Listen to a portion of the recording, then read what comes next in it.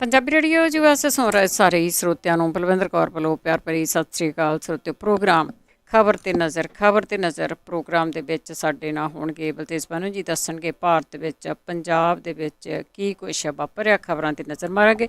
ਖਬਰਾਂ ਤੋਂ ਪਹਿਲਾਂ ਧੰਨਵਾਦ ਸਾਡੇ ਸਪਾਂਸਰਸ ਦਾ ਜਿਨ੍ਹਾਂ ਨੇ ਇਸ ਪ੍ਰੋਗਰਾਮ ਨੂੰ ਸਪਾਂਸਰ ਕੀਤਾ। ਸਭ ਤੱਕ ਪਹੁੰਚਾਇਆ ਖਾਲਸਾ ਇੰਸ਼ੋਰੈਂਸ ਏਜੰਸੀ ਸੈਨੋਜ਼ੇ 4082722500। ਘਰਾਂ ਦੀ, ਕਾਰਾਂ ਦੀ, ਲਾਈਫ ਦੀ, ਹੈਲਥ ਦੀ, ਬਿਜ਼ਨਸ ਦੀ ਇੰਸ਼ੋਰੈਂਸ ਕਰਵਾ ਸਕਦੇ ਹੋ। ਸਤਨਾਮ ਸਿੰਘ ਸ਼ੇਰਗਿੱਲ ਸਲਮਾ, ਗੁਰਦੀਪ ਸਿੰਘ ਬਿਰਦੀ ਕਲੋਬਸ, ਚਰਨਜੀਤ ਸਿੰਘ ਬਡਵਾਲ, ਪਿਆਰਾ ਸਿੰਘ ਰਾਹੋ, ਗੁਰਪਾਲ ਸਿੰਘ ਗਿੱਲ ਸੈਕਰਾਮੈਂਟੋ, ਰੇਸ਼ਮ ਸਿੰਘ ਨਿੱਜਰ ਜੁੱਬਾ ਸਿਟੀ, ਮਨਜੀਤ ਸਿੰਘ ਦੀਵਾਨਾ, ਬੂਟਾ ਸਿੰਘ ਰਾਣੀਪੁਰ ਫਰੈਜ਼ਨੋ, ਟਰਕੀਆਣਾ ਇਮੀਗ੍ਰੇਸ਼ਨ ਲਾ ਫਰਮ 4159090503। ਬਹੁਤ ਬਹੁਤ ਧੰਨਵਾਦ ਕਰਦੇ ਹਾਂ। ਪ੍ਰੋਗਰਾਮਾਂ ਨੂੰ ਸਪਾਂਸਰ ਕਰਦੇ ਹੋ, ਸਭ ਤੱਕ ਪਹੁੰਚਾਉਂਦੇ ਹੋ। ਬਲਤੇਜ ਮਨੂੰ ਸਤਿ ਸ਼੍ਰੀ ਅਕਾਲ, ਸਵਾਗਤ ਹੈ ਜੀ। ਸਤਿ ਸ਼੍ਰੀ ਅਕਾਲ ਜੀ, ਧੰਨਵਾਦ ਜੀ, ਬਹੁਤ ਮਿਹਰਬਾਨੀ।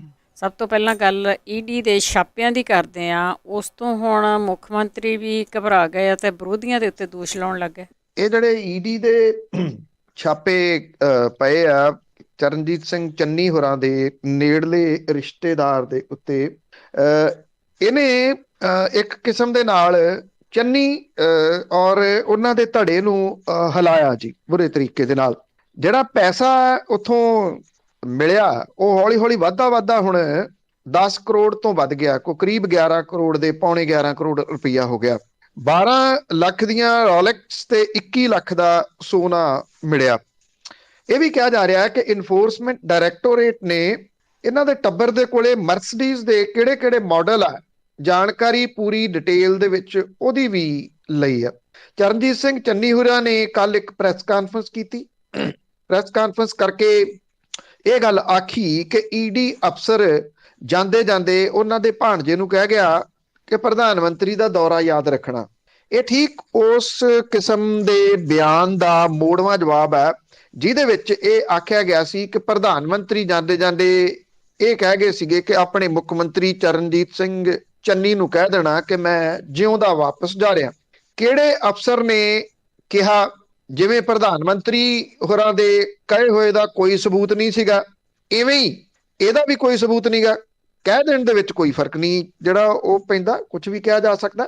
ਚਰਨਜੀਤ ਸਿੰਘ ਚੰਨੀ ਹੋਰਾਂ ਨੇ ਇਹ ਗੱਲ ਕਹੀ ਕਿ ਜਿਹੜੇ ਈਡੀ ਵਾਲੇ ਨੇ ਉਹਨਾਂ ਨੇ ਕੋਸ਼ਿਸ਼ ਕੀਤੀ ਕਿ ਉਹਨਾਂ ਦੇ ਭਾਣਜੇ ਦੇ ਉੱਤੇ ਦਬਾਅ ਪਾ ਕੇ ਚਰਨਜੀਤ ਸਿੰਘ ਚੰਨੀ ਦਾ ਨਾਮ ਉਹਦੇ ਮੂੰਹ ਤੋਂ ਕਹਾਇਆ ਜਾਵੇ। ਇਹ ਬੜੀ ਅਹਿਮ ਜਿਹੜੀ ਉਹ ਗੱਲ ਹੈ। ਜੇ ਤੁਸੀਂ ਪ੍ਰੈਸ ਕਾਨਫਰੰਸ ਦੇਖੋਗੇ ਵੀਡੀਓ ਦੇ ਰੂਪ ਦੇ ਵਿੱਚ ਤਾਂ ਚਰਨਜੀਤ ਸਿੰਘ ਚੰਨੀ ਹੋਰਾਂ ਦੇ ਚਿਹਰੇ ਤੋਂ ਘਬਰਾਹਟ ਬਿਲਕੁਲ ਕਲੀਅਰ ਨਜ਼ਰ ਆਉਂਦੀ ਆ।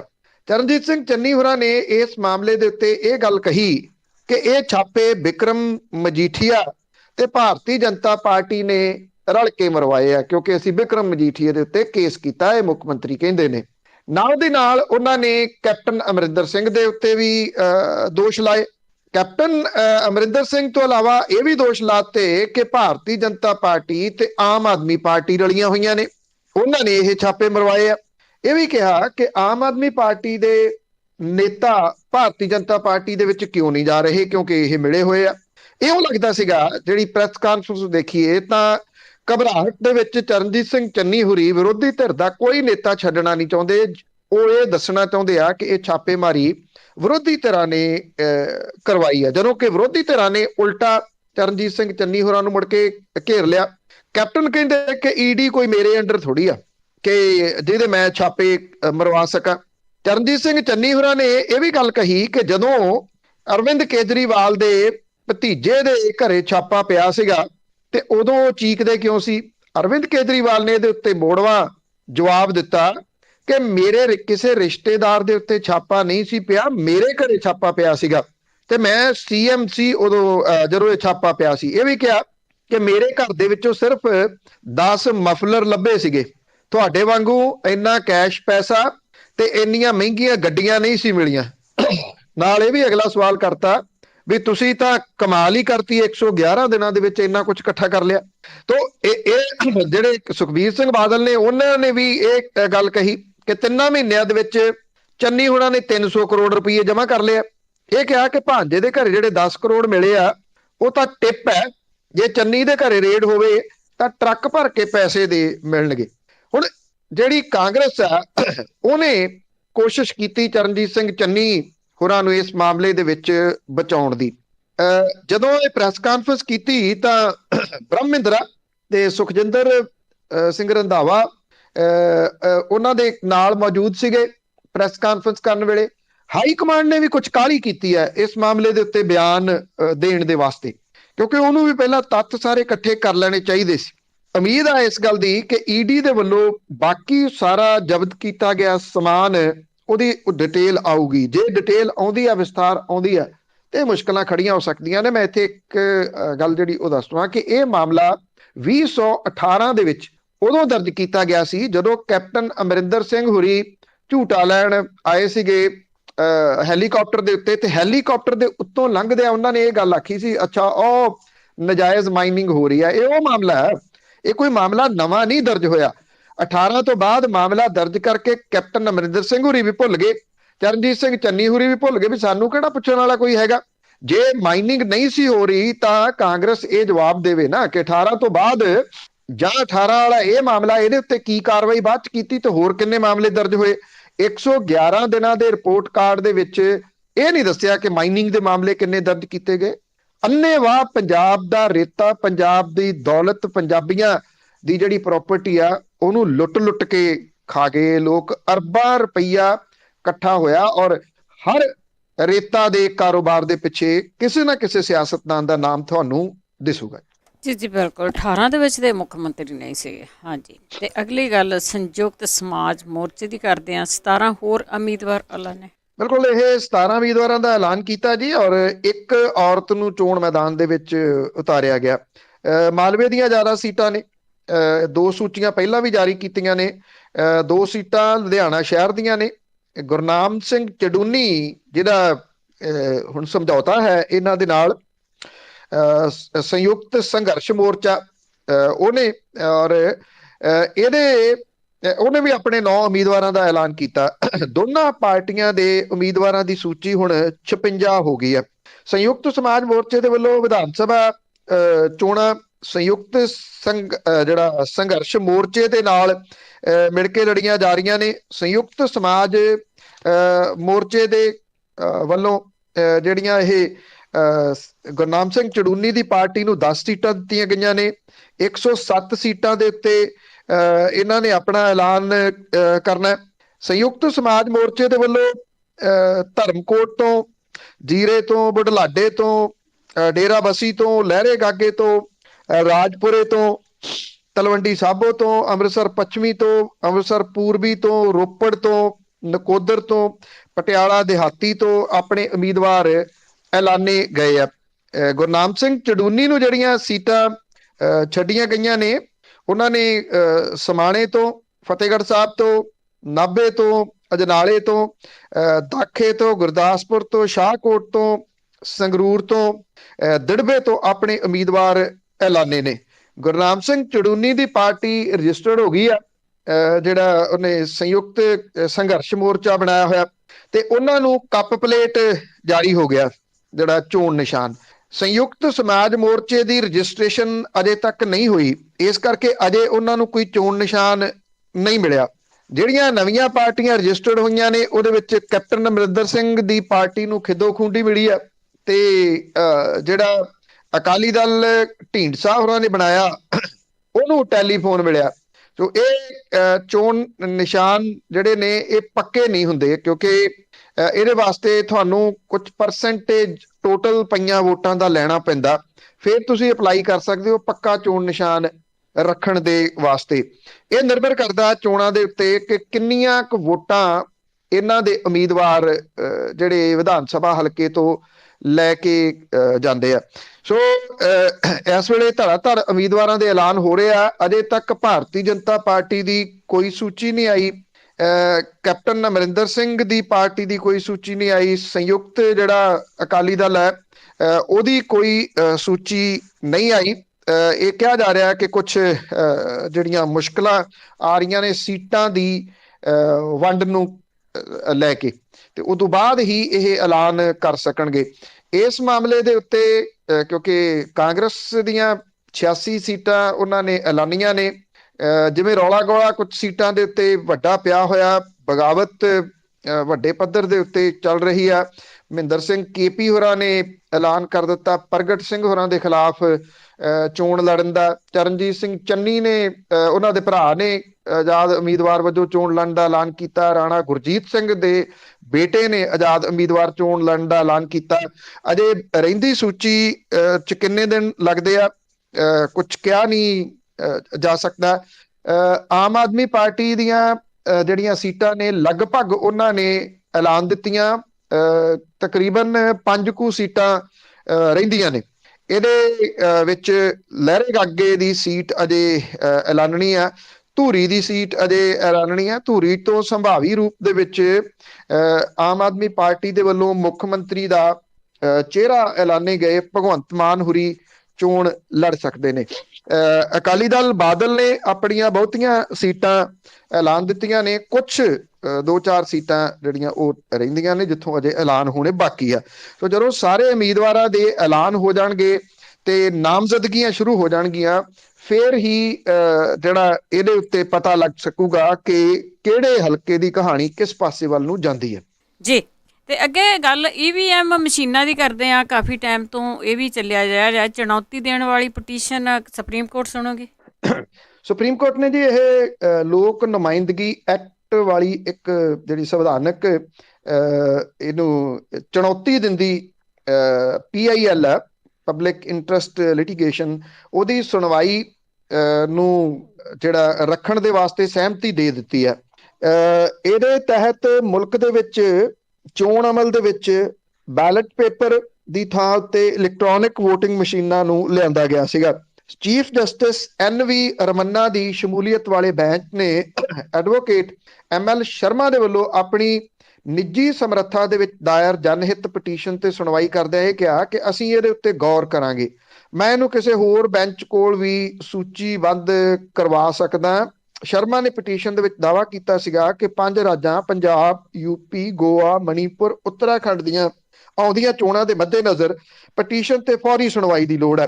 ਸ਼ਰਮਾ ਨੇ ਕਿਹਾ ਕਿ ਲੋਕ ਨੁਮਾਇੰਦਗੀ ਐਕਟ ਵਿਚਲੀ ਧਾਰਾ 61A ਜਿਹੜੀ ਕਿ EVM ਦੀ ਵਰਤੋਂ ਕੀਤੇ ਜਾਣ ਦੀ ਖੁੱਲ੍ਹ ਦਿੰਦੀ ਆ, ਸੰਸਦ ਦੇ ਵੱਲੋਂ ਪਾਸ ਨਹੀਂ ਹੈ। ਇਸ ਕਰਕੇ ਇਹਨੂੰ ਅਮਲ ਦੇ ਵਿੱਚ ਨਹੀਂ ਲਿਆਂਦਾ ਜਾ ਸਕਦਾ। ਇਸ ਪਟੀਸ਼ਨ ਦੇ ਵਿੱਚ ਇਹ ਵੀ ਆਖਿਆ ਗਿਆ ਕਿ ਔਨ ਰਿਕਾਰਡ ਸਬੂਤਾਂ ਦੇ ਉੱਤੇ ਇਹ ਆਧਾਰਿਤ ਹੈ।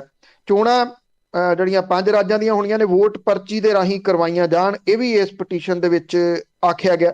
ਪਟੀਸ਼ਨ ਦੇ ਵਿੱਚ ਕੇਂਦਰੀ ਕਾਨੂੰਨ ਮੰਤਰਾਲੇ ਨੂੰ ਧਿਰ ਬਣਾਉਂਦਿਆਂ ਜਿਹੜੀਆਂ ਇਹ ਵਿਵਸਥਾ ਧਾਰਾ ਨੂੰ ਅਸਰਹੀਣ, ਗੈਰ ਕਾਨੂੰਨੀ ਤੇ ਗੈਰ ਸੰਵਿਧਾਨਕ ਐਲਾਨੇ ਜਾਣ ਦੀ ਮੰਗ ਕੀਤੀ ਗਈ ਹੈ। EVM ਪਿਛਲੇ ਕੁਝ ਸਾਲਾਂ ਤੋਂ ਚਰਚਾ ਦੇ ਵਿੱਚ ਰਹਿੰਦੀਆਂ ਨੇ। ਅਕਸਰ ਇਹ ਗੱਲ ਆਖੀ ਜਾਂਦੀ ਆ ਕਿ EVM ਦੇ ਨਾਲ ਛੇੜਛਾੜ ਕੀਤੀ ਜਾ ਸਕਦੀ ਹੈ। ਇਹ ਸੰਭਾਵੀ ਰੂਪ ਦੇ ਵਿੱਚ ਸੰਭਵ ਹੈ ਕਿ ਛੇੜਛਾੜ ਕੀਤੀ ਜਾ ਸਕਦੀ ਹੈ। ਜਿਹੜੇ ਜਾਣਕਾਰ ਨੇ, ਮਾਹਰ ਨੇ, ਉਹ ਇਹ ਗੱਲ ਕਹਿੰਦੇ ਆ ਕੋਈ ਵੀ ਜਿਹੜਾ ਗੈਜਟ ਇਸ ਤਰ੍ਹਾਂ ਦਾ ਹੈ ਉਹਦੇ ਨਾਲ ਛੇੜਛਾੜ ਕੀਤੀ ਜਾ ਸਕਦੀ ਹੈ ਕਿਉਂਕਿ ਇਹ ਇਲੈਕਟ੍ਰੋਨਿਕ ਬੇਸਡ ਹੈ। ਜਦੋਂ ਕਿ ਚੋਣ ਕਮਿਸ਼ਨ ਇਸ ਗੱਲ ਦਾ ਦਾਅਵਾ ਕਰਦਾ ਹੈ ਕਿ ਇਹਨਾਂ EVM ਦੇ ਵਿੱਚ ਜਿੰਨੀ ਤਬਦੀਲੀ ਪਿਛਲੇ ਸਮੇਂ ਦੇ ਦੌਰਾਨ ਕੀਤੀ ਗਈ ਆ, ਔਰ ਖਾਸ ਤੌਰ ਦੇ ਉੱਤੇ ਉਹ ਇਹ ਦਾਅਵਾ ਕਰਦਾ ਕਿ VVPAT ਮਸ਼ੀਨਾਂ ਜਦੋਂ ਦੀਆਂ ਆ ਗਈਆਂ ਨੇ ਉਦੋਂ ਬਾਅਦ ਇਹਨਾਂ ਦੇ ਨਾਲ ਛੇੜਛਾੜ ਨਹੀਂ ਕੀਤੀ ਜਾ ਸਕਦੀ। ਸਵਾਲ ਇਹ ਹੈ ਕਿ ਜਿਹੜੀਆਂ ਮਸ਼ੀਨਾਂ ਦੇ ਨਾਲ ਵੋਟਾਂ ਪੈਂਦੀਆਂ ਨੇ, ਜੇ ਉੱਥੇ ਛੇੜਛਾੜ ਨਹੀਂ ਹੁੰਦੀ ਤਾਂ ਕੁਝ ਜਾਣਕਾਰ ਇਸ ਗੱਲ ਨੂੰ ਦੱਸਦੇ ਆ ਕਿ ਉੱਥੇ ਨਹੀਂ ਹੁੰਦੀ ਤੇ ਕੀਤਾ ਕੀ ਜਾਂਦਾ ਜਦੋਂ ਇਹ ਮਸ਼ੀਨਾਂ ਇਕੱਠੀਆਂ ਕੀਤੀਆਂ ਜਾਂਦੀਆਂ ਨੇ ਵੋਟਾਂ ਪਾਉਣ ਤੋਂ ਬਾਅਦ। ਜਿਹੜੇ ਪਿਛਲੇ ਸਮੇਂ ਦੇ ਦੌਰਾਨ ਸਾਹਮਣੇ ਕੁਝ ਚੀਜ਼ਾਂ ਆਈਆਂ ਨੇ, ਉਸ ਤਰ੍ਹਾਂ ਦੀਆਂ ਮਸ਼ੀਨਾਂ ਬਣਾ ਕੇ ਉਸੇ ਨੰਬਰ ਦੇ ਟਰੱਕ ਭਰ ਲਏ ਜਾਂਦੇ ਆ। ਰਸਤੇ ਦੇ ਵਿੱਚ ਟਰੱਕਾਂ ਦੀ ਅਦਲਾ ਬਦਲੀ ਹੋ ਜਾਂਦੀ ਹੈ। ਜਿਹੜੀਆਂ ਵੋਟਾਂ ਪੈ ਕੇ ਆਈਆਂ ਮਸ਼ੀਨਾਂ ਉਹ ਗਾਇਬ ਕਰ ਦਿੱਤੀਆਂ ਜਾਂਦੀਆਂ ਨੇ। ਉਹ ਟਰੱਕ ਹੀ ਗਾਇਬ, ਉਹਦੀ ਜਗ੍ਹਾ ਦੇ ਉੱਤੇ ਦੂਜਾ ਟਰੱਕ ਚੱਲੇ ਜਾਂਦਾ ਜਿਹਦੇ ਵਿੱਚ ਆਪਣੇ ਮਨਪਸੰਦ ਮਸ਼ੀਨਾਂ ਹੁੰਦੀਆਂ ਨੇ। ਇਹ ਵੀ ਚਰਚਾ ਚੱਲਦਾ। ਜੇ ਆਪਾਂ ਗੱਲ ਕਰੀਏ ਵਿਸ਼ਵ ਦੀ, ਤਾਂ ਵਿਸ਼ਵ ਦੇ ਵਿੱਚ ਲਗਭਗ ਬਹੁਤੇ ਮੁਲਕਾਂ ਦੇ ਵਿੱਚ ਜਿੱਥੇ ਲੋਕਤੰਤਰ ਹੈਗਾ ਉੱਥੇ ਬੈਲਟ ਪੇਪਰ ਦੀ ਵਰਤੋਂ ਕੀਤੀ ਜਾਂਦੀ ਹੈ। ਇਹ ਮਸ਼ੀਨਾਂ ਜਾਪਾਨ ਤੋਂ ਬਣ ਕੇ ਆਉਂਦੀਆਂ ਨੇ। ਜਾਪਾਨ ਜਿੱਥੋਂ ਇਹ ਬਣ ਕੇ ਆਉਂਦੀਆਂ ਨੇ ਉੱਥੇ ਵੀ ਵੋਟਾਂ ਦੇ ਵਾਸਤੇ ਬੈਲਟ ਪੇਪਰ ਦੀ ਵਰਤੋਂ ਕੀਤੀ ਜਾਂਦੀ ਹੈ, ਜਿਹੜਾ ਕਿ ਇੱਕ ਪਾਰਦਰਸ਼ੀ ਤਰੀਕਾ ਮੰਨਿਆ ਜਾਂਦਾ ਅਜੇ ਤੱਕ ਵੋਟਿੰਗ ਸਿਸਟਮ ਦੇ ਵਾਸਤੇ। ਜੀ, ਤੇ ਅੱਗੇ ਸਾਬਕਾ ਜਸਟਿਸ ਰਣਜੀਤ ਸਿੰਘ ਦੀ ਬੇਅਦਬੀ ਸੰਬੰਧੀ ਕਿਤਾਬ ਵੀ ਰਿਲੀਜ਼ ਹੋਈ ਹੈ। ਬਿਲਕੁਲ ਜੀ, ਇਹ ਬੜੇ ਇਹੋ ਜਿਹੇ ਮੌਕੇ ਦੇ ਉੱਤੇ ਰਿਲੀਜ਼ ਹੋਈ ਆ ਜਦੋਂ ਕਿ ਪੰਜਾਬ ਚੋਣਾਂ ਦੀਆਂ ਬਰੂਹਾਂ ਦੇ ਉੱਤੇ ਆ, ਔਰ ਇਸ ਵੇਲੇ ਚੋਣ ਅਮਲ ਸ਼ੁਰੂ ਹੋ ਚੁੱਕਿਆ ਹੋਇਆ। ਜਿੰਨੀਆਂ ਆਪਾਂ ਗੱਲਾਂ ਬਾਤਾਂ ਕੀਤੀਆਂ ਨੇ ਉਹਦੇ ਤੋਂ ਸਾਰੀਆਂ ਪਾਰਟੀਆਂ ਆਪੋ ਆਪਣੇ ਉਮੀਦਵਾਰਾਂ 'ਚ ਲੱਗੀਆਂ ਨੇ। ਜਦੋਂ 17 ਦੇ ਵਿੱਚ ਚੋਣਾਂ ਹੋਈਆਂ ਸੀ ਤਾਂ ਉਹਦੇ ਦੋ ਮੁੱਦੇ ਬੜੇ ਅਹਿਮ ਸੀ। ਇੱਕ ਤਾਂ ਬੇਅਦਬੀ ਦੀਆਂ ਵਾਪਰੀਆਂ ਘਟਨਾਵਾਂ, ਉਦੋਂ ਬਾਅਦ ਸ਼ਾਂਤਮਈ ਤਰੀਕੇ ਦੇ ਨਾਲ ਇਹਨਾਂ ਦਾ ਵਿਰੋਧ ਕਰਦੀ ਸੰਗਤ, ਉਹਦੇ ਉੱਤੇ ਪੁਲਿਸ ਦਾ ਤਸ਼ੱਦਦ। ਦੂਜਾ ਮੁੱਦਾ ਸੀ ਚਿੱਟੇ ਦਾ। ਨਾ ਤਾਂ ਚਿੱਟੇ ਵਾਲੇ ਮਾਮਲੇ 'ਚ ਕੁਝ ਹੋਇਆ, ਨਾ ਬੇਅਦਬੀ ਵਾਲੀਆਂ ਘਟਨਾਵਾਂ ਦਾ ਕੋਈ ਇਨਸਾਫ ਮਿਲਿਆ। ਕਹਾਣੀ ਅੱਜ ਵੀ ਉੱਥੇ ਹੀ ਖੜੀ ਹੈ। ਸਾਬਕਾ ਜਸਟਿਸ ਰਣਜੀਤ ਸਿੰਘ ਹੋਰਾਂ ਦਾ ਇੱਕ ਕਮਿਸ਼ਨ ਬਣਾਇਆ ਸੀ ਕੈਪਟਨ ਅਮਰਿੰਦਰ ਸਿੰਘ ਹੋਰਾਂ ਨੇ। ਬਹੁਤ ਸਾਰੇ ਲੋਕਾਂ ਨੇ ਸਾਬਕਾ ਜਸਟਿਸ ਰਣਜੀਤ ਸਿੰਘ ਹੋਰਾਂ ਦੇ ਕਮਿਸ਼ਨ ਦੀ ਰਿਪੋਰਟ ਪੜ੍ਹੀ ਆ, ਕਿਉਂਕਿ ਉਹ ਜਨਤਕ ਹੋ ਗਈ ਸੀ ਵਿਧਾਨ ਸਭਾ ਦੇ ਵਿੱਚ। ਇਹਦੇ ਉੱਤੇ ਪੂਰਾ ਦਿਨ ਬਹਿਸ ਵਿਸ਼ਵ ਦੇ ਵਿੱਚ ਬੈਠੇ ਭਾਈਚਾਰੇ ਨੇ ਵੇਖੀ, ਕੀਤਾ ਕੱਖ ਨਹੀਂ ਗਿਆ। ਮੈਂ ਇੱਕ ਦੋ ਵਾਰੀ ਉਹਨਾਂ ਦੇ ਨਾਲ ਇੰਟਰਵਿਊ ਵੀ ਕੀਤੀ ਆ, ਉਹ ਇਸ ਗੱਲ ਨੂੰ ਲੈ ਕੇ ਬੜੇ ਪਰੇਸ਼ਾਨ ਸਨ ਕਿ ਉਹਨਾਂ ਨੇ ਬੜੀ ਮਿਹਨਤ ਕੀਤੀ ਔਰ ਇਹਦੇ ਵਿੱਚ ਕੋਈ 1% ਵੀ ਡਾਊਟ ਨਹੀਂ ਗਾ। ਜਿਹੜੇ ਉਹਨਾਂ ਦੇ ਕਮਿਸ਼ਨ ਦੀ ਰਿਪੋਰਟ ਹੈ ਕਿ ਉਹਦੇ ਵਿੱਚ ਕਿਸੇ ਜਗ੍ਹਾ ਦੇ ਉੱਤੇ ਕੋਈ ਕੁੰਡੀ ਮਾਰਨ ਵਾਲੀ ਗੱਲ ਕੀਤੀ ਗਈ ਹੋਵੇ। ਜੋ ਫਾਈਂਡਿੰਗਸ ਉਹਦੇ ਵਿੱਚ ਲੱਭੀਆਂ, ਜੇ ਤੁਸੀਂ ਕਮਿਸ਼ਨਾਂ ਦੀਆਂ ਰਿਪੋਰਟਾਂ ਪੜ੍ਹੀਆਂ ਨੇ ਕਿਸੇ ਵੀ ਹੋਰ ਕਮਿਸ਼ਨ ਦੀਆਂ, ਤਾਂ ਉਹਦੇ ਵਿੱਚੋਂ ਤੁਹਾਨੂੰ ਇਸ ਕਮਿਸ਼ਨ ਦੀ ਰਿਪੋਰਟ ਦੇ ਵਿੱਚ ਬਹੁਤ ਸਾਰੀ ਪਾਰਦਰਸ਼ਤਾ ਦਿਸੂਗੀ। ਜਦੋਂ ਜੋਰਾ ਸਿੰਘ ਕਮਿਸ਼ਨ ਬਣਿਆ ਸੀਗਾ ਤੇ ਉਹਦੀ ਗੋਲਮੋਲ ਰਿਪੋਰਟ ਸੀਗੀ। ਉਹ ਇਹ ਕਹਿੰਦਾ ਸੀਗਾ ਕਿ ਜਿਹੜੇ ਸੀਸੀਟੀਵੀ ਕੈਮਰੇ ਲੱਗੇ ਸੀਗੇ ਉਹਦੇ ਵਿੱਚ ਟਰੱਕ ਵੱਜਿਆ ਪੋਲ ਤੇ ਉਹ ਸੀਸੀਟੀਵੀ ਕੈਮਰੇ ਡੈਮੇਜ ਹੋ ਗਏ। ਉਹੀ ਸੀਸੀਟੀਵੀ ਫੁਟੇਜ ਬਾਅਦ ਦੇ ਵਿੱਚ ਸਾਬਕਾ ਜਸਟਿਸ ਰਣਜੀਤ ਸਿੰਘ ਕਮਿਸ਼ਨ ਨੇ ਲੱਭ ਲਈ, ਜਿਹੜੀ ਕਿ ਇੱਕ ਅਹਿਮ ਕੜੀ ਸੀ ਉਸ ਪੂਰੀ ਰਿਪੋਰਟ ਦੀ। ਹੁਣ ਉਹਨਾਂ ਨੇ ਇੱਕ ਕਿਤਾਬ ਜਿਹੜੀ ਆ ਉਹ ਲਿਖੀ ਆ। ਇਸ ਕਿਤਾਬ ਦੇ ਵਿੱਚ ਦੇਖੋ, ਮੈਂ ਅਜੇ ਪੜ੍ਹੀ ਨਹੀਂ ਗਈ, ਪੜ੍ਹਨਾ ਜ਼ਰੂਰ ਚਾਹੂੰਗਾ G as soon as possible, ਕਿਉਂਕਿ ਇਹਦੇ ਵਿੱਚ ਕੁਝ ਗੱਲਾਂ ਹੋ ਸਕਦਾ ਜਿਹੜੀਆਂ ਉਹਨਾਂ ਨੇ ਆਪਣੇ ਰਿਪੋਰਟ ਦੇ ਵਿੱਚ ਜਿਹੜਾ ਕਮਿਸ਼ਨ ਬਣਿਆ ਉਹਦੇ ਵਿੱਚ ਨਹੀਂ ਸ਼ਾਮਲ ਕੀਤੀਆਂ, ਉਹ ਇਹਦੇ ਵਿੱਚ ਜ਼ਰੂਰ ਹੋਣਗੀਆਂ। ਇਹਦੇ ਵਿੱਚ ਇਹ ਕਿਹਾ ਜਾ ਰਿਹਾ ਹੈ ਕਿ ਬੇਅਦਬੀ ਦੀ ਸਾਜ਼ਿਸ਼ ਦੇ ਵਾਸਤੇ ਡੇਰੇ ਦੇ ਪ੍ਰੇਮੀ, ਗੋਲੀ ਚਲਾਉਣ ਦੇ ਵਾਸਤੇ ਸਮੇਧ ਸੈਣੀ ਤੇ ਉਦੋਂ ਦੇ ਮੁੱਖ ਮੰਤਰੀ ਪ੍ਰਕਾਸ਼ ਸਿੰਘ ਬਾਦਲ ਦੇ ਰੋਲ ਦੇ ਉੱਤੇ ਸਵਾਲ ਉਠਾਏ ਗਏ ਆ। ਇਹ ਚੰਡੀਗੜ੍ਹ ਦੇ ਵਿੱਚ ਕਿਤਾਬ ਰਿਲੀਜ਼ ਕੀਤੀ ਗਈ ਦੀ ਸੈਕਰੀਲੇਜ, ਔਰ ਪ੍ਰੈਸ ਕਲੱਬ ਦੇ ਵਿੱਚ ਜਸਟਿਸ SS ਸੋਢੀ, ਜਸਟਿਸ ਨਵਾਬ ਸਿੰਘ ਤੇ ਮਹੇਸ਼ ਗਰੋਵਰ ਹੋਰਾਂ ਨੇ ਇਹ ਕਿਤਾਬ ਨੂੰ ਰਿਲੀਜ਼ ਕੀਤਾ। ਰਣਜੀਤ ਸਿੰਘ ਹੋਰਾਂ ਨੇ ਇਹ ਗੱਲ ਕਹੀ ਕਿ ਚੋਣਾਂ ਤੋਂ 1 ਮਹੀਨਾ ਪਹਿਲਾਂ ਇਸ ਕਿਤਾਬ ਨੂੰ ਰਿਲੀਜ਼ ਕਰਨ ਦਾ ਮਕਸਦ ਕਿਸੇ ਪਾਰਟੀ ਨੂੰ ਫਾਇਦਾ ਜਾਂ ਨੁਕਸਾਨ ਪਹੁੰਚਾਉਣਾ ਨਹੀਂ, ਇਹ ਤਕਨੀਕੀ ਕਾਰਨਾਂ ਕਰਕੇ ਦੇਰੀ ਦੇ ਨਾਲ ਰਿਲੀਜ਼ ਕੀਤੀ ਜਾ ਰਹੀ ਹੈ। ਉਹਨਾਂ ਨੇ ਇਹ ਗੱਲ ਕਹੀ ਕਿ ਕਮਿਸ਼ਨ ਨੇ 14 ਮਹੀਨਿਆਂ ਦੇ ਸਮੇਂ ਦੇ ਵਿੱਚ ਬੇਅਦਬੀ ਦੇ ਸਾਰੇ ਮਾਮਲਿਆਂ ਦੀ ਪੂਰੀ ਜਾਂਚ ਕੀਤੀ ਤੇ 544 ਸਫ਼ਿਆਂ ਦੀ ਰਿਪੋਰਟ ਪੇਸ਼ ਕੀਤੀ। ਇਸ ਰਿਪੋਰਟ ਤੇ ਪੰਜਾਬ ਵਿਧਾਨ ਸਭਾ ਦੇ ਵਿੱਚ ਬਹਿਸ ਹੋਈ। ਸਦਨ ਨੇ ਸਰਬਸੰਮਤੀ ਨਾਲ ਰਿਪੋਰਟ ਨੂੰ ਸਵੀਕਾਰ ਕਰ ਲਿਆ, ਪਰ ਰਿਪੋਰਟ ਜਨਤਕ ਨਹੀਂ ਸੀ ਹੋਈ।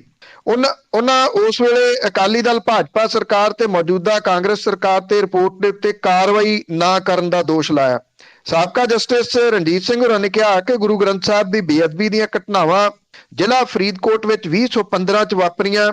ਉਹਨਾਂ ਨੇ ਕਿਹਾ ਕਿ ਇਸ ਦੌਰਾਨ ਪੰਜਾਬ ਦੀ ਸ਼ਾਂਤੀ ਲਈ ਖਤਰਾ ਪੈਦਾ ਕਰਨ ਵਾਲੇ ਪੋਸਟਰ ਵੀ ਲਾਏ ਗਏ। ਉਹਨਾਂ ਮਹਿਸੂਸ ਕੀਤਾ ਕਿ ਕਈ SITs ਤੇ 2 ਕਮਿਸ਼ਨਾਂ ਦੇ ਵੱਲੋਂ ਜਾਂਚ ਦੇ ਬਾਵਜੂਦ ਬੇਅਦਬੀ ਦੇ ਅਸਲ ਦੋਸ਼ੀਆਂ ਨੂੰ ਸਾਹਮਣੇ ਲਿਆਉਣ ਲਈ ਲੋੜੀਂਦਾ ਕੰਮ ਨਾ ਕਰਨ ਲਈ ਲੋਕਾਂ ਦੇ ਵਿੱਚ ਵੱਡੇ ਪੱਧਰ ਤੇ ਗੁੱਸਾ ਪਾਇਆ ਗਿਆ। ਉਹਨਾਂ ਇਹ ਗੱਲ ਕਹੀ ਕਿ ਇਸ ਕਿਤਾਬ ਦੇ ਵਿੱਚ ਬੇਅਦਬੀ ਮਾਮਲਿਆਂ ਦੇ ਵੱਖ-ਵੱਖ ਤੱਥਾਂ ਤੇ ਸੱਚਾਈ ਨੂੰ ਲੋਕਾਂ ਸਾਹਮਣੇ ਲਿਆਉਣ ਦਾ ਯਤਨ ਕੀਤਾ ਗਿਆ, ਜਿਹਨੇ ਸਿੱਖ ਕੌਮ ਦੀਆਂ ਭਾਵਨਾਵਾਂ ਨੂੰ ਠੇਸ ਪਹੁੰਚਾਉਣ ਵਾਲੀਆਂ ਘਟਨਾਵਾਂ ਦੇ ਡੂੰਘੇ ਦਾਗ ਛੱਡੇ ਆ। ਇਸ ਮੌਕੇ ਜਸਟਿਸ ਸੋਢੀ ਹੋਰਾਂ ਨੇ ਕਿਹਾ ਕਿ ਬੇਅਦਬੀ ਦੇ ਇਹਨਾਂ ਮਾਮਲਿਆਂ ਦੀ ਕਈ ਸਿੱਟਾਂ ਦੇ ਵੱਲੋਂ ਕੀਤੀਆਂ ਗਈਆਂ ਜਾਂਚਾਂ ਦੇ ਵਿੱਚ ਬਹੁਤ ਘੱਟ ਸਫਲਤਾ ਹੱਥ ਲੱਗੀ ਆ, ਜਿਹਦੇ ਕਰਕੇ ਲੋਕ ਅਜੇ ਵੀ ਇਨਸਾਫ ਮੰਗ ਰਹੇ ਆ। ਇਹ ਕਿਤਾਬ ਆਈ ਹੋਪ ਕਿ ਆਨਲਾਈਨ ਵੀ ਅਵੇਲੇਬਲ ਹੋਊਗੀ। ਪੜ੍ਹਨੀ ਜ਼ਰੂਰ ਜਿਹੜੀ ਉਹ ਚਾਹੀਦੀ ਆ। ਜੇ ਤੁਸੀਂ ਹਾਲਾਂਕਿ ਜਨਤਕ ਜਦੋਂ ਹੋਈ ਸੀਗੀ ਰਿਪੋਰਟ, ਉਹ ਆਫੀਸ਼ੀਅਲੀ ਜਨਤਕ ਨਹੀਂ ਸੀ ਕੀਤੀ ਗਈ, ਇਹ ਗੱਲ ਬਿਲਕੁਲ ਜਸਟਿਸ ਸਾਹਿਬ ਦੀ ਠੀਕ ਹੈ, ਪਰ ਇਹ ਰਿਪੋਰਟ ਕਿਉਂਕਿ ਲੀਕ ਹੋ ਗਈ ਸੀਗੀ, ਇਸ ਕਰਕੇ ਲਗਭਗ ਬਹੁਤ ਸਾਰੇ ਲੋਕਾਂ ਤੱਕ ਇਹ ਪਹੁੰਚੀ ਰਿਪੋਰਟ। ਸੋ ਇਹ ਕਿਤਾਬ ਦੇ ਵਿੱਚ ਹੋਰ ਕੀ ਫਾਈਂਡਿੰਗਸ ਨੇ, ਇੱਕ ਵਾਰੀ ਪੜ੍ਹ ਲਈਏ, ਫਿਰ ਆਪਾਂ ਵਿਸਥਾਰ ਦੇ ਵਿੱਚ ਜ਼ਰੂਰ ਕਿਸੇ ਵੇਲੇ ਗੱਲ ਕਰਾਂਗੇ। ਜੀ ਜੀ ਜ਼ਰੂਰ ਆਊਗੀ ਜੀ, ਮਾਰਕੀਟ 'ਚ ਕੋਈ ਛਪਾ ਕੇ ਭੇਜ ਦੂ ਭਾਵੇਂ। ਤੇ ਅੱਗੇ ਕਰੋਨਾ ਮੌਤਾਂ ਦੇ ਮੁਆਵਜ਼ੇ ਦੀ ਗੱਲ ਕਰੀਏ ਤਾਂ ਸੁਪਰੀਮ ਕੋਰਟ ਨੇ ਰਾਜਾਂ ਦੀ ਖਿਚਾਈ ਕੀਤੀ ਹੈ। ਇਸ ਮਾਮਲੇ ਦੇ ਉੱਤੇ ਜਿਹੜੀ ਸੁਪਰੀਮ ਕੋਰਟ ਹੈ ਉਹਦੇ ਹੁਕਮਾਂ ਦੇ ਉੱਤੇ ਹੀ ਇਹ ਮੁਆਵਜ਼ੇ ਵਾਲੀ ਗੱਲ ਜਿਹੜੀ ਉਹ ਚੱਲੀ ਸੀਗੀ। ਸੁਪਰੀਮ ਕੋਰਟ ਦੇ ਹੁਕਮਾਂ ਦੇ ਬਾਵਜੂਦ ਆਪਣੀ ਜਾਨ ਗਵਾਉਣ ਵਾਲੇ ਲੋਕਾਂ ਦੇ ਪਰਿਵਾਰਾਂ ਨੂੰ ਮੁਆਵਜ਼ਾ ਦੇਣ ਦੇ ਵਿੱਚ ਰਾਜ ਸਰਕਾਰਾਂ ਜਿਹੜੀਆਂ ਹੀਲ ਹੁੱਜਤ ਕਰ ਰਹੀਆਂ ਨੇ, ਉਸ ਮਾਮਲੇ ਦੇ ਉੱਤੇ ਸੁਪਰੀਮ ਕੋਰਟ ਨੇ ਸਖਤ ਨਾਰਾਜ਼ਗੀ ਜ਼ਾਹਰ ਕੀਤੀ ਹੈ। Justice M.R. ਸ਼ਾਹ ਤੇ ਜਸਟਿਸ ਸੰਜੀਵ ਖੰਨਾ ਦੇ ਉੱਤੇ ਆਧਾਰਿਤ ਬੈਂਚ ਨੇ ਘੋਰ ਲਾਪਰਵਾਹੀ ਰਵੱਈਆ ਅਪਣਾਉਣ ਦੇ ਉੱਤੇ ਆਂਧਰਾ ਪ੍ਰਦੇਸ਼ ਤੇ ਬਿਹਾਰ ਦੇ ਜਿਹੜੇ ਚੀਫ ਸਕੱਤਰ ਨੇ, ਦੋਨਾਂ ਨੂੰ ਤਲਬ ਕਰ ਲਿਆ। ਦੋਨਾਂ ਰਾਜਾਂ ਦੇ ਅਧਿਕਾਰੀ ਪੇਸ਼ ਹੋਏ ਤਾਂ ਅਦਾਲਤ ਨੇ ਬਹੁਤ ਤਿੱਖੇ ਲਫ਼ਜ਼ਾਂ ਦਾ ਇਸਤੇਮਾਲ ਕੀਤਾ। ਅਧਿਕਾਰੀਆਂ ਨੇ ਕੋਰਟ ਨੂੰ ਭਰੋਸਾ ਦਿਵਾਇਆ ਕਿ ਛੇਤੀ ਤੋਂ ਛੇਤੀ ਮੁਆਵਜ਼ਾ ਦੇਵਾਂਗੇ। ਅਦਾਲਤ ਨੇ ਰਾਜਾਂ ਨੂੰ ਗਲਤੀ ਸੁਧਾਰਨ ਦਾ ਮੌਕਾ ਦਿੰਦਿਆਂ ਹੋਇਆ ਇਹ ਕਿਹਾ ਕਿ ਇਹ ਅਖੀਰਲਾ ਮੌਕਾ ਆ, ਅਗਲੀ ਸੁਣਵਾਈ ਤੋਂ ਪਹਿਲਾਂ ਸੁਧਾਰ ਕਰਕੇ ਨਵਾਂ ਹਲਫਨਾਮਾ ਦਾਇਰ ਕਰੋ। ਇਹ ਤੋਂ ਬਾਅਦ 4 ਫਰਵਰੀ ਤੱਕ ਇਹ ਅੱਗੇ ਸੁਣਵਾਈ ਪਾਈ ਗਈ ਆ। ਸੁਪਰੀਮ ਕੋਰਟ ਨੇ ਕਰੋਨਾ ਦੇ ਵਿੱਚ ਜਾਨਾਂ ਗਵਾਉਣ ਵਾਲਿਆਂ ਦੇ ਜਿਹੜੇ ਪਰਿਵਾਰ ਨੇ ਪਿੱਛੇ, ਉਹਨਾਂ ਨੂੰ ਮੁਆਵਜ਼ਾ ਦੇ ਕੇ ਇਹਦੀ ਰਿਪੋਰਟ ਪੇਸ਼ ਕਰਨ ਦਾ ਹੁਕਮ ਦਿੱਤਾ ਸੀਗਾ। ਸੁਣਵਾਈ ਸ਼ੁਰੂ ਹੁੰਦਿਆਂ ਜਸਟਿਸ ਸ਼ਾਹ ਨੇ ਆਂਧਰਾ ਤੇ ਬਿਹਾਰ ਵੱਲੋਂ ਮੁਆਵਜ਼ਾ ਨਾ ਦੇਣ ਦੀ ਅਦਾਲਤ ਦੀ ਤੋਹੀਨ ਮੰਨਿਆ। ਇਹ ਕਿਹਾ ਕਿ ਕੰਟੈਂਪਟ ਆਫ ਕੋਰਟ ਹੈ ਔਰ ਦੋਨੋਂ ਚੀਫ ਸਕੱਤਰਾਂ ਨੂੰ ਦੁਪਹਿਰ ਤੱਕ ਪੇਸ਼ ਹੋਣ ਦਾ ਨੋਟਿਸ ਜਾਰੀ ਕਰਤਾ। ਰਾਜਾਂ ਦੇ ਵੱਲੋਂ ਪੇਸ਼ ਵਕੀਲ ਨੇ ਨੋਟਿਸ ਜਾਰੀ ਨਾ ਕਰਨ ਦੀ ਰਿਕੁਐਸਟ ਕੀਤੀ, ਪਰ ਅਦਾਲਤ ਨੇ ਕਿਹਾ ਕਿ ਉਹ ਕਾਨੂੰਨ ਤੋਂ ਉੱਪਰ ਨਹੀਂ ਹੈ। ਜਸਟਿਸ ਸ਼ਾਹ ਨੇ ਬਿਹਾਰ ਦੇ CM ਨੂੰ ਇਹ ਕਿਹਾ ਕਿ ਤੁਹਾਡੇ ਕੋਲ 11,000 ਐਪਲੀਕੇਸ਼ਨਸ ਆਈਆਂ, ਤੁਹਾਨੂੰ ਪੀੜਤਾਂ ਨੂੰ ਤੱਕ ਪਹੁੰਚਣਾ ਚਾਹੀਦਾ। ਬਿਹਾਰ ਦੇ ਵਿੱਚ ਪੀੜਤਾਂ ਨੂੰ ਮੁਆਵਜ਼ੇ ਦੀ ਜਾਣਕਾਰੀ ਘੱਟ ਹੈ। ਰਾਜ ਸਰਕਾਰ ਇਸ ਤਰ੍ਹਾਂ ਦੇ ਪਰਿਵਾਰਾਂ ਤੱਕ ਪਹੁੰਚੇ ਤੇ ਉਹਨਾਂ ਨੂੰ ਮਦਦ ਦੇਵੇ। ਇਹ ਵੀ ਕਿਹਾ ਕਿ ਬਾਕੀ ਰਾਜ ਵੀ ਨਵਾਂ ਹਲਫਨਾਮਾ ਦਾਇਰ ਕਰਨ। ਜਿਹੜੇ ਕਲੇਮ ਰਿਜੈਕਟ ਕੀਤੇ ਗਏ ਆ ਉਹਨਾਂ ਦੇ ਕਾਰਨ ਪ੍ਰਸ਼ਾਸਨ ਨੂੰ ਵੈਬਸਾਈਟ ਦੇ ਉੱਤੇ ਦਿੱਤੇ ਜਾਣ ਤਾਂ ਕਿ ਪਰਿਵਾਰ ਇਹਨਾਂ ਕਮੀ ਦੂਰ ਕਰ ਸਕਣ ਜਿਨ੍ਹਾਂ ਨੇ ਅਪਲਾਈ ਵਗੈਰਾ ਕੀਤਾ। ਐਕਚੁਅਲੀ ਕੇਂਦਰ ਦੀ ਸਰਕਾਰ ਹੋ ਗਈ, ਰਾਜ ਸਰਕਾਰਾਂ ਹੋ ਗਈਆਂ, ਉਹ ਬਚਦੀਆਂ ਨੇ, ਕਿਉਂਕਿ ਇਹ ਸਭ ਨੂੰ ਪਤਾ ਹੈ ਕਿ ਇੱਥੇ ਮੌਤਾਂ ਦੀ ਗਿਣਤੀ ਲੁਕਾਉਣ ਦੀ ਕੋਸ਼ਿਸ਼ ਕੀਤੀ ਗਈ। ਇੱਥੋਂ ਤੱਕ ਕਿ ਕੇਂਦਰ ਦੀ ਸਰਕਾਰ ਤਾਂ ਕਹਿੰਦੀ ਸਾਨੂੰ ਪਤਾ ਹੀ ਨਹੀਂ ਕਿ ਕੋਈ ਮੌਤਾਂ ਜਿਹੜੀਆਂ ਹੋਈਆਂ ਨੇ, ਰਾਜ ਇਹਦੇ ਸੰਬੰਧੀ ਜਾਣਦੇ ਹੋਣਗੇ। ਜਿਵੇਂ ਲਾਸ਼ਾਂ ਸੈਕੰਡ ਵੇਵ ਦੇ ਦੌਰਾਨ ਗੰਗਾ ਕੰਢੇ ਰੇਤਾ ਦੇ ਉੱਤੇ ਰੁਲਦੀਆਂ ਲੋਕਾਂ ਨੇ ਦੇਖੀਆਂ, ਲੋਕ ਡਰ ਗਏ। ਉਸ ਵੇਲੇ ਸੰਸਕਾਰ ਕਰਨ ਤੱਕ ਪੈਸੇ ਨਹੀਂ ਸੀਗੇ। ਸਵਾਲ ਇਹ ਆ, ਗੱਲ ਤਾਂ ਸੁਪਰੀਮ ਕੋਰਟ ਦੀ ਠੀਕ ਹੈ ਵੀ ਜਿਹੜੇ ਵਿਚਾਰੇ ਇੰਨੇ ਕੁ ਭੋਲੇ ਟਾਈਪ ਦੇ ਲੋਕ ਨੇ, ਅਨਪੜ੍ਹ ਨੇ, ਉਹਨਾਂ ਨੂੰ ਪਤਾ ਹੀ ਨਹੀਂ ਅਪਲਾਈ ਕਿੱਥੇ ਕਰਨਾ। ਉਹਨਾਂ ਨੇ ਕਿਹਾ ਸਰਕਾਰਾਂ ਉਹਨਾਂ ਤੱਕ ਕਿਉਂ ਨਹੀਂ ਪਹੁੰਚਦੀਆਂ। ਹੁਣ ਵੇਖਣਾ ਇਹ ਹੋਊਗਾ ਕਿ 2 ਰਾਜਾਂ ਦੀ ਖਿਚਾਈ ਹੋਣ ਤੋਂ ਬਾਅਦ ਬਾਕੀ ਜਿਹੜੇ ਰਾਜ ਨੇ ਉਹਨਾਂ ਨੂੰ ਵੀ ਮਾੜੀ ਮੋਟੀ ਅਕਲ ਆਉਂਦੀ ਹੈ ਕਿ ਨਹੀਂ ਜੀ। ਦੇਖੋ ਅਕਲ ਆਉਂਦੀ ਕਿ ਨਹੀਂ, ਪਰ ਲੋਕਾਂ ਦੇ ਲਈ ਇਹਨਾਂ ਨੇ ਕੁਛ ਨਹੀਂ ਕੀਤਾ ਹੈਗਾ। ਅੱਗੇ ਪੰਜਾਬ ਵਿੱਚ ਮੁੱਖ ਮੰਤਰੀ ਚਿਹਰਾ ਐਲਾਨਣ ਲਈ ਕਾਂਗਰਸ ਕੁੜਕੀ 'ਚ ਫਸ ਗਈ ਹੁਣ ਤਾਂ। ਦੇਖੋ ਇਹ ਆਮ ਆਦਮੀ ਪਾਰਟੀ ਨੇ ਸਹੀ ਮਾਇਨਿਆਂ ਦੇ ਵਿੱਚ ਕੁੜਕੀ 'ਚ ਫਸਾ ਲਿਆ, ਕਿਉਂਕਿ ਨਵਜੋਤ ਸਿੰਘ ਸਿੱਧੂ ਹੋ ਗਏ, ਬਾਕੀ ਕਾਂਗਰਸੀ ਹੋ ਗਏ, ਜੇ ਇਹਨਾਂ ਦਬਾਅ ਨਾ ਪਾਉਂਦੇ ਤੇ ਸ਼ਾਇਦ ਆਮ ਆਦਮੀ ਪਾਰਟੀ ਆਪਣਾ ਚਿਹਰਾ ਨਾ ਐਲਾਨਦੀ। ਇਹਨਾਂ ਕੋਲੇ ਇੱਕੋ ਹੀ ਚੀਜ਼ ਸੀ ਜਿਹੜਾ ਇਹ ਰੌਲਾ ਪਾਉਂਦੇ ਸੀ, ਦੱਸੋ ਤੁਹਾਡਾ ਮੁੱਖ ਮੰਤਰੀ ਚਿਹਰਾ ਕੌਣ ਹੋਊ, ਦੱਸੋ ਤੁਹਾਡਾ ਮੁੱਖ ਮੰਤਰੀ ਚਿਹਰਾ ਕੌਣ ਹੋਊ। ਨਵਜੋਤ ਸਿੰਘ ਸਿੱਧੂ ਕਹਿੰਦੇ ਸੀ ਬਰਾਤ ਤਾਂ ਲਈ ਫਿਰਦੇ ਹੋ, ਲਾੜਾ ਕੌਣ ਹੈ। ਸੋ ਇਹ ਗੱਲਾਂ ਬਾਰ-ਬਾਰ ਉਹ ਕਹਿੰਦੇ ਸੀ। ਜਿਸ ਤਰੀਕੇ ਦੇ ਨਾਲ ਇੱਕ ਟੈਲੀਫੋਨ ਜਾਰੀ ਕਰਕੇ ਉਹਦੇ ਉੱਤੇ ਵੱਡੀ ਗਿਣਤੀ ਦੇ ਵਿੱਚ ਲੋਕਾਂ ਦੀ ਫੀਡਬੈਕ ਲੈ ਕੇ ਇੱਕ ਡਾਟਾ ਵੀ ਇਕੱਠਾ ਕਰ ਲਿਆ ਆਮ ਆਦਮੀ ਪਾਰਟੀ ਨੇ, ਉਹਨਾਂ ਨੇ ਵੱਡੇ ਪੱਧਰ ਦੇ ਉੱਤੇ ਪ੍ਰਚਾਰ ਕੇ ਸਾਰੇ ਚੈਨਲਾਂ ਦੇ ਉੱਤੇ ਲਾਈਵ ਬ੍ਰੌਡਕਾਸਟ ਕਰਵਾ ਕੇ ਭਗਵੰਤ ਮਾਨ ਨੂੰ ਆਪਣਾ ਚਿਹਰਾ ਐਲਾਨ ਦਿੱਤਾ। ਇਹ ਕਿਹਾ ਜਾ ਰਿਹਾ ਹੈ ਕਿ ਆਮ ਆਦਮੀ ਪਾਰਟੀ ਦੇ ਵੱਲੋਂ ਮੁੱਖ ਮੰਤਰੀ ਦਾ ਚਿਹਰਾ ਪੇਸ਼ ਕਰ ਦਿੱਤੇ ਜਾਣ ਦਾ ਪੋਜ਼ਿਟਿਵ ਅਸਰ ਪਿੰਡਾਂ ਦੇ ਵਿੱਚ ਖਾਸ ਤੌਰ ਦੇ ਉੱਤੇ ਦਿਸ ਰਿਹਾ। ਪਿੰਡਾਂ ਦੇ ਵਿੱਚ ਕੁਝ ਜਿਹੜੀ ਸਪੋਰਟ ਹੈ ਉਹ ਆਮ ਆਦਮੀ ਪਾਰਟੀ ਦੀ ਅੱਪ ਗਈ ਹੈ। ਇਹਦੇ ਕਰਕੇ ਕਾਂਗਰਸ ਨੂੰ ਹੁਣ ਵਕਤ ਜਿਹੜਾ ਉਹ ਪੈ ਰਿਹਾ, ਉਹ ਵਕਤ ਇਸ ਕਰਕੇ ਪੈ ਰਿਹਾ ਕਿ ਇੱਕ ਤਾਂ ਕਾਂਗਰਸ ਦੇ ਵਿੱਚ ਖਿੱਚੋਤਾਣ ਬਹੁਤ ਹੈ। ਤਿੰਨ ਜਾਣਿਆਂ ਦੇ ਨਾਵਾਂ ਦੇ ਉੱਤੇ ਬੋਰਡ ਲਵਾਏ ਗਏ ਆ, ਨਵਜੋਤ ਸਿੰਘ ਸਿੱਧੂ, ਚਰਨਜੀਤ ਸਿੰਘ ਚੰਨੀ ਤੇ ਸੁਨੀਲ ਜਾਖੜ। ਇਹ ਕਿਹਾ ਗਿਆ ਕਿ ਅਸੀਂ ਤਿੰਨਾਂ ਦੇ ਨਾਂ ਦੇ ਉੱਤੇ ਚੋਣ ਲੜਾਂਗੇ। ਇਹਦਾ ਰੀਜ਼ਨ ਇੱਕ ਇਹ ਆ ਕਿ ਤਿੰਨਾਂ ਵਰਗਾਂ ਦੀ ਵੋਟ ਹਾਸਲ ਕਰਨਾ ਚਾਹੁੰਦੀ ਹੈ ਕਾਂਗਰਸ, ਜੱਟ ਭਾਈਚਾਰੇ ਦੀ ਵੀ, ਹਿੰਦੂ ਭਾਈਚਾਰੇ ਦੀ ਵੀ ਤੇ ਦਲਿਤ ਭਾਈਚਾਰੇ ਦੀ ਵੀ। ਇਹ ਫਾਰਮੂਲਾ ਕਿੰਨਾ ਕੁ ਚੱਲੂਗਾ ਕਾਂਗਰਸ ਦਾ ਅਜੇ ਕੁਝ ਕਿਹਾ ਨਹੀਂ ਜਾ ਸਕਦਾ। ਪਰ ਪਿਛਲੇ ਦਿਨੀ ਜਿਹੜੀ ਇੱਕ ਵੀਡੀਓ ਜਾਰੀ ਕੀਤੀ ਸੀ, ਉਹਦੇ ਵਿੱਚ ਸੋਨੂ ਸੂਦ ਕੋਲ ਜਾਰੀ ਕਰਵਾਈ ਸੀ ਇਹਨਾਂ ਨੇ, ਉਹਦੇ ਵਿੱਚ ਚਰਨਜੀਤ ਸਿੰਘ ਚੰਨੀ ਹੋਰਾਂ ਨੂੰ ਉਮੀਦਵਾਰ ਇੱਕ ਕਿਸਮ ਦੇ ਨਾਲ ਫੇਸ ਜਿਹੜਾ ਉਹ ਐਲਾਨ ਦਿੱਤਾ ਗਿਆ ਸੀਗਾ ਕਿ ਚਰਨਜੀਤ ਸਿੰਘ ਚੰਨੀ ਹੋਰੀ ਫੇਸ ਹੋਣਗੇ ਅਗਲੀ ਸਰਕਾਰ ਦਾ। ਨਵੇਂ ਬਦਲੇ ਹੋਏ ਹਾਲਾਤਾਂ ਦੇ ਵਿੱਚ ਜਿਹੜੀ ਆ ਈਡੀ ਦੀ ਰੇਡ ਹੋਈ ਆ ਤੇ ਕਾਂਗਰਸ ਜਿਵੇਂ ਰੇਤੇ ਵਾਲੇ ਮਾਮਲੇ ਦੇ ਵਿੱਚ ਘਿਰ ਰਹੀ ਆ, ਉਸ ਮਾਮਲੇ ਦੇ ਵਿੱਚ ਕਿਤੇ ਨਾ ਕਿਤੇ ਇਹ ਕਿਹਾ ਜਾ ਸਕਦਾ ਕਿ ਜਿਹੜੇ ਦੂਜੇ ਦੋ ਨੇ ਉਹਨਾਂ ਦਾ ਹੱਥ ਉੱਪਰ ਹੋ ਸਕਦਾ। ਨਵਜੋਤ ਸਿੰਘ ਸਿੱਧੂ ਹੋਰੀ ਇਹ ਗੱਲ ਕਹਿੰਦੇ ਰਹੇ ਆ ਕਿ ਉਹ ਤਾਂ ਪ੍ਰੋਜੈਕਟ ਆਪਣੇ ਆਪ ਨੂੰ ਇਦਾਂ ਕਰਦੇ ਆ ਕਿ ਮੁੱਖ ਮੰਤਰੀ ਨੇ ਉਹ ਅਗਲੇ। ਜਿਹੜੀ ਕੱਲ ਵੀ ਇੱਥੇ ਕਿਸਾਨਾਂ ਦੇ ਬਾਰੇ ਦੇ ਵਿੱਚ ਜਾਰੀ ਕੀਤੀ ਗਈ ਇੱਕ ਬੁੱਕ, ਉਹ ਕਹਿੰਦੇ ਮੇਰਾ ਹੀ ਏਜੰਡਾ ਜਿਹਨੂੰ ਕਾਂਗਰਸ ਜਾਰੀ ਕਰ ਰਹੀ ਆ, ਉਹ ਦੱਸਣ ਦੀ ਕੋਸ਼ਿਸ਼ ਦੇ ਵਿੱਚ ਨੇ ਕਿ ਜਦੋਂ ਉਹਨਾਂ ਦੀ ਸਰਕਾਰ ਆਊਗੀ ਫੇਰ ਸਾਰਾ ਕੁਝ ਠੀਕ ਹੋਊਗਾ, ਪਹਿਲਾਂ ਤਾਂ ਹੋਇਆ ਹੀ ਨਹੀਂ। ਸੁਨੀਲ ਜਾਖੜ ਹੋਰੀ ਇਹਦੇ ਵਿੱਚ ਆਪਣੀ ਸਿਆਸਤ ਲੁਕਵੇਂ ਤਰੀਕੇ ਦੇ ਨਾਲ ਕਰਦੇ ਆ। ਉਹਨਾਂ ਦਾ ਮੁੱਖ ਮੰਤਰੀ ਦੀ ਕੁਰਸੀ ਨੂੰ ਹੱਥ ਪੈਂਦਾ ਪੈਂਦਾ ਰਹਿ ਗਿਆ ਸੀਗਾ ਜਦੋਂ ਮੁੱਖ ਮੰਤਰੀ ਬਦਲਿਆ। ਉਹ ਕੌੜ ਉਹਨਾਂ ਦੇ ਮਨ ਦੇ ਵਿੱਚ ਅਜੇ ਵੀ ਹੈਗੀ ਆ। ਉਹ ਇਹ ਸਮਝਦੇ ਆ ਕਿ ਅਗਲੀਆਂ ਚੋਣਾਂ ਦੇ ਵਿੱਚ ਜੇ ਕਾਂਗਰਸ ਦੀ ਵਾਪਸੀ ਹੁੰਦੀ ਆ ਤੇ ਹਾਈ ਕਮਾਂਡ ਇਸ ਵਾਰੀ ਉਹਨਾਂ ਦੇ ਨਾਲ ਪਹਿਲਾਂ ਵਰਗਾ ਧੱਕਾ ਨਹੀਂ ਕਰੂਗੀ। ਜਿਹੜੇ ਇੱਕ ਇਹਨਾਂ ਦੇ ਆਗੂ ਨੇ, ਮੰਤਰੀ ਨੇ, ਜਿਨ੍ਹਾਂ ਨੇ ਆਪਣੇ ਮੁੰਡੇ ਨੂੰ ਟਿਕਟ ਐਤਕੀ ਦਿਵਾਲੀ ਆ, ਬ੍ਰਹਮਿੰਦਰਾ, ਉਹਨਾਂ ਨੇ ਇਹ ਗੱਲ ਹੁਣ ਕਹੀ ਆ ਕਿ ਚਰਨਜੀਤ ਸਿੰਘ ਚੰਨੀ ਸਹੀ ਨੇ, ਫਿੱਟ ਨੇ ਤੇ ਉਹਨਾਂ ਨੂੰ ਕਾਂਗਰਸ ਨੂੰ ਆਪਣਾ ਚਿਹਰਾ ਐਲਾਨ ਦੇਣਾ ਚਾਹੀਦਾ। ਮਤਲਬ ਕਿ ਉਹਨਾਂ ਨੇ ਨਵਜੋਤ ਸਿੰਘ ਸਿੱਧੂ ਦੇ ਖਿਲਾਫ ਇੱਕ ਕਿਸਮ ਦੇ ਨਾਲ ਮੋਰਚਾ ਖੋਲ ਦਿੱਤਾ। ਜਿਹੜੇ ਕਿ ਅਕਸਰ ਬ੍ਰਹਮਿੰਦਰਾ ਹੋਰਾਂ ਦੇ ਉੱਤੇ ਸਵਾਲ ਖੜੇ ਕਰਦੇ ਰਹਿੰਦੇ ਆ, ਜਾਂ ਪੁਰਾਣਿਆਂ ਦੇ ਵਿੱਚੋਂ ਉਹ ਕੋਸ਼ਿਸ਼ ਕਰਦੇ ਰਹਿੰਦੇ ਆ ਕਿ ਇਹਨਾਂ ਨੂੰ ਟਿਕਟ ਇਹਨਾਂ ਦੇ ਪਰਿਵਾਰ ਨੂੰ ਨਾ ਮਿਲੇ, ਜਾਂ ਜਦੋਂ ਮੰਤਰੀ ਲੈਣੇ ਸੀ ਉਦੋਂ ਵੀ ਉਹ ਕੋਸ਼ਿਸ਼ ਕਰ ਰਹੇ ਸੀ ਕਿ ਇਹਨਾਂ ਨੂੰ ਮੰਤਰੀ ਨਾ ਲਿਆ ਜਾਵੇ। ਇਹ ਹੁਣ ਜਿਹੜਾ ਚੰਨੀ ਧੜਾ, ਉਹਨੇ ਉਹਨਾਂ ਨੂੰ ਤੇ ਸਿੱਧੂ ਹੋਰਾਂ ਕੋਲੇ ਤਾਂ ਵੈਸੇ ਧੜਾ ਕੋਈ ਹੈ ਨਹੀਂ ਗਾ ਇਸ ਵੇਲੇ। ਸਿੱਧੂ ਹੋਰਾਂ ਦੇ ਹੱਕ 'ਚ ਕਿਹੜੇ ਬੋਲਦੇ ਆ ਇਹ ਵੇਖਣਾ ਹੋਊਗਾ। ਇੰਨਾ ਜ਼ਰੂਰ ਹੈ ਕਿ ਆਮ ਆਦਮੀ ਪਾਰਟੀ ਨੂੰ ਕਹਿ ਕਹਿ ਕੇ ਇਹਨਾਂ ਨੇ ਮੁੱਖ ਮੰਤਰੀ ਦਾ ਫੇਸ ਜਿਹੜਾ ਉਹ ਐਲਾਨ ਕਰਵਾ ਦਿੱਤਾ ਤੇ ਹੁਣ ਖੁਦ ਉਸੇ ਕੜਿੱਕੀ ਦੇ ਵਿੱਚ ਫਸ ਗਏ। ਬਿਲਕੁਲ ਜੀ। ਤੇ ਅਖੀਰ ਦੇ ਵਿੱਚ ਲੰਬੀ ਵਾਲੀ ਸੀਟ ਦੀ ਗੱਲ ਕਰੀਏ, ਜਿਨ੍ਹਾਂ ਦੀ ਸੀਗੀ, ਜਿਨ੍ਹਾਂ ਨੇ ਬੈਕ ਕਰਾਈ ਸੀ ਐਤਕੀ, ਉਹ ਵੀ ਥੋੜਾ ਘਬਰਾ ਰਹੇ ਆ, ਹਾਲਤ ਪਤਲੀ ਹੋਈ ਦਿਸਦੀ ਹੈ।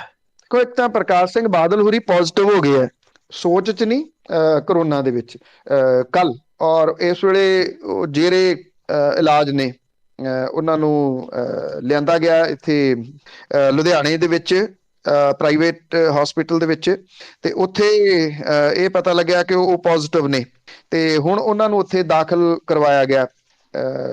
ਜ਼ਬਰਦਸਤ ਠੰਡ ਦੇ ਬਾਵਜੂਦ ਪ੍ਰਕਾਸ਼ ਸਿੰਘ ਬਾਦਲ ਹੋਰੀ ਇੱਕ ਮੌਕਾ ਹੋਰ ਮੰਗ ਰਹੇ ਆ 90 ਕ੍ਰਾਸ ਕਰਕੇ ਵੀ, ਔਰ ਇਹ ਕਹਿੰਦੇ ਆ 5 ਵਾਰੀ ਮੁੱਖ ਮੰਤਰੀ ਹੋ ਰਹਿ ਚੁੱਕੇ ਆ ਕਿ ਇੱਕ ਮੌਕਾ ਹੋਰ ਦੇ ਦਿਓ।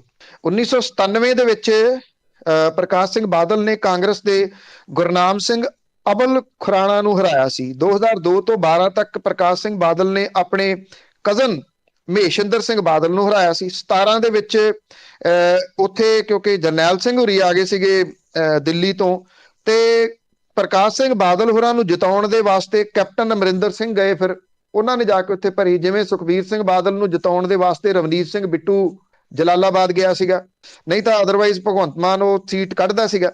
ਤਾਂ ਉਦੋਂ ਹੁਣ ਬਦਲ ਗਏ ਹਾਲਾਤ, ਨਾ ਤਾਂ ਹੁਣ ਕੈਪਟਨ ਅਮਰਿੰਦਰ ਸਿੰਘ ਹੋਰੀ ਜਾਣਗੇ ਲੰਬੀ ਤੋਂ ਪ੍ਰਕਾਸ਼ ਸਿੰਘ ਬਾਦਲ ਹੋਰਾਂ ਨੂੰ ਜਿਤਾਉਣ, ਗਏ ਵੀ ਤੇ ਕੈਪਟਨ ਅਮਰਿੰਦਰ ਸਿੰਘ ਹੋਰਾਂ ਨੂੰ ਕਿਹਨੇ ਪੁੱਛਣਾ, ਤੇ ਨਾ ਰਵਨੀਤ ਸਿੰਘ ਬਿੱਟੂ ਜਾਊਗਾ ਇਸ ਵਾਰੀ ਜਲਾਲਾਬਾਦ ਤੋਂ ਸੁਖਬੀਰ ਸਿੰਘ ਬਾਦਲ ਨੂੰ ਜਿਤਾਉਣ ਲਈ। ਲੰਬੀ ਵਾਲੀ ਸੀਟ ਦੇ ਉੱਤੇ ਸਮੀਕਰਨ ਇਸ ਵਾਰੀ ਬਦਲਣ ਦੇ ਆਸਾਰ ਇਸ ਕਰਕੇ ਲੱਗ ਰਹੇ ਆ। ਮਹੇਸ਼ਿੰਦਰ ਸਿੰਘ ਬਾਦਲ ਜਿਹੜੇ ਕਿ ਕਜ਼ਨ ਬ੍ਰਦਰ ਨੇ, 2002 ਤੋਂ ਲੈ ਕੇ 12 ਤੱਕ ਪ੍ਰਕਾਸ਼ ਸਿੰਘ ਬਾਦਲ ਦੇ ਖਿਲਾਫ ਚੋਣ ਲੜਦੇ ਰਹੇ ਆ।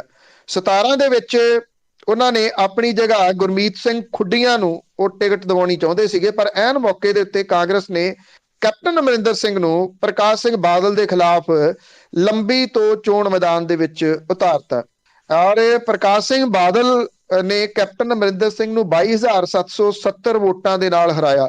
ਇਹ ਕੋਈ ਇਹਨੂੰ ਹਾਰ ਨਹੀਂ ਕਿਹਾ ਜਾ ਸਕਦਾ। ਇਹ ਮਿਲ ਕੇ ਖੇਡੀ ਗਈ ਖੇਡ ਸੀਗੀ ਕਾਂਗਰਸ ਤੇ ਅਕਾਲੀ ਦਲ ਬਾਦਲ ਦੀ। ਇਸ ਵਾਰੀ ਜਿਹੜਾ ਇਹ ਆ ਕਿ ਮਹੇਸ਼ਿੰਦਰ ਸਿੰਘ ਬਾਦਲ ਹੋਰੀ ਉਹਨਾਂ ਨੇ ਚੋਣ ਅਪਲਾਈ ਨਹੀਂ ਕੀਤਾ ਔਰ ਕਾਂਗਰਸ ਨੇ ਸਾਬਕਾ ਮੰਤਰੀ ਗੁਰਨਾਮ ਸਿੰਘ ਅਬੁਲ ਖੁਰਾਣਾ ਦੇ ਮੁੰਡੇ ਜਗਪਾਲ ਸਿੰਘ ਅਬੁਲ ਖੁਰਾਣਾ ਨੂੰ ਟਿਕਟ ਦੇ ਦਿੱਤੀ। ਦੂਜੇ ਪਾਸੇ ਆਮ ਆਦਮੀ ਪਾਰਟੀ ਨੇ ਇੱਥੇ ਲੰਬੀ ਤੋਂ ਜਿਹੜਾ ਖੁੱਡੀਆਂ ਹੈ ਉਹਨੂੰ ਟਿਕਟ ਦੇਤੀ। ਜਿਵੇਂ ਮੈਂ ਤੁਹਾਨੂੰ ਦੱਸਿਆ ਕਿ ਗੁਰਮੀਤ ਸਿੰਘ ਖੁੱਡੀਆਂ ਨੂੰ 2017 ਦੇ ਵਿੱਚ ਉਹ ਆਪਣੀ ਥਾਂ ਦੇ ਉੱਤੇ ਟਿਕਟ ਦਿਵਾਉਣੀ ਚਾਹੁੰਦੇ ਸੀ ਮਹੇਸ਼ਿੰਦਰ ਸਿੰਘ ਬਾਦਲ, ਕਾਂਗਰਸ ਨੇ ਨਹੀਂ ਦਿੱਤੀ।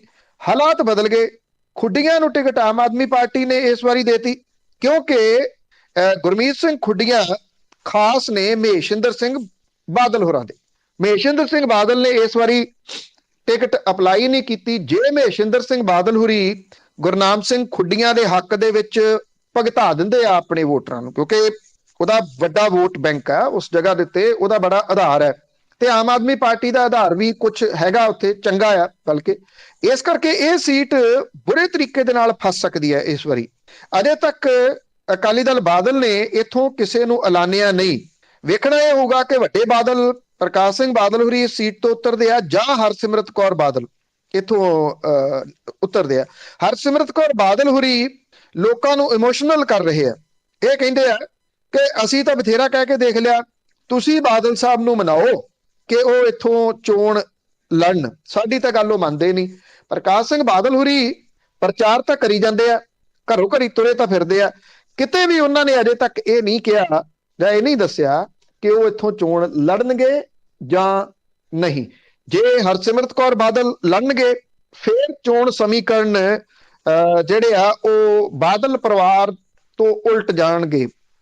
ਜੇ ਪ੍ਰਕਾਸ਼ ਸਿੰਘ ਬਾਦਲ ਹੋਰੀ ਹੀ ਇੱਥੋਂ ਉਮੀਦਵਾਰ ਬਣਾ ਦਿੱਤੇ ਜਾਂਦੇ ਆ, ਸਮੀਕਰਨ ਤਾਂ ਫੇਰ ਵੀ ਬਦਲਣਗੇ, ਸ਼ਾਇਦ ਉਹਨੇ ਨਹੀਂ, ਪਰ ਇਹਨਾਂ ਜ਼ਰੂਰ ਹੈ ਕਿ ਆਮ ਆਦਮੀ ਪਾਰਟੀ ਨੇ ਬੁਰੇ ਤਰੀਕੇ ਦੇ ਨਾਲ ਕੁੜਕੀ ਦੇ ਵਿੱਚ ਫਸਾ ਲਿਆ ਇਸ ਵਾਰੀ ਪ੍ਰਕਾਸ਼ ਸਿੰਘ ਬਾਦਲ ਹੋਰਾਂ ਦੇ ਪਰਿਵਾਰ ਨੂੰ, ਅਕਾਲੀ ਦਲ ਬਾਦਲ ਨੂੰ, ਗੁਰਮੀਤ ਸਿੰਘ ਖੁੱਡੀਆਂ ਨੂੰ ਕੈਂਡੀਡੇਟ ਲਿਆ ਕੇ।